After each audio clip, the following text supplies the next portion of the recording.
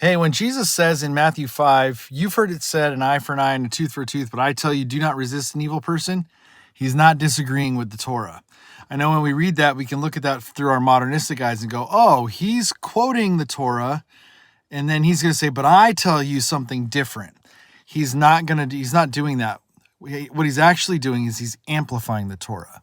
It's thought, and a lot of scholars think that what was going on in the day is that people were using the Torah to justify revenge and retaliation. They were saying, well, the Torah says eye for an eye and a tooth for a tooth, so that means I can take out revenge on my own.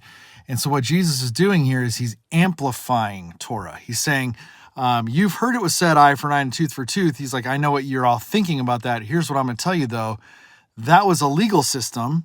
That's supposed to be a legal system. It's not supposed to be just a thing that says I can get revenge on somebody. He says, I tell you, do not resist an evil person. I'm going to up the ante. I'm going to make it even more difficult. I'm going to make it even more personal. You don't get a chance to get revenge and retaliation are not a part of this kingdom movement that I'm instituting. I'm putting forward here through this Sermon on the Mount. So he says, I say, do not resist an evil person. Then he says things like, if they slap you on the cheek, turn the other cheek. If they want to take your shirt, give them your cloak. If they ask you to go 1 mile, go 2 miles. And I know there's this famous teaching that people say, well, these are all resistance kind of things. They're not. They're absolutely not. What Jesus is doing is he's saying, I'm upholding Torah. I'm telling you to use Torah the way it's supposed to be used in a judicial way. It's not for self purposes. This is not a resistance movement thing.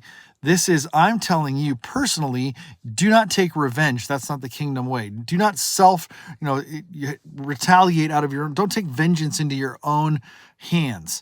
Let the justice system work the way it's supposed to, and your response should be non-retaliation. Your response, he ultimately says at the very end, your response should be generosity, extreme generosity. Why? Because the court system is supposed to take care of justice and all of that kind of stuff. That's not our way. Personal revenge is not the way of the kingdom. That's what he's talking about here. He's not doing away with Torah. He's actually upholding Torah and amplifying it.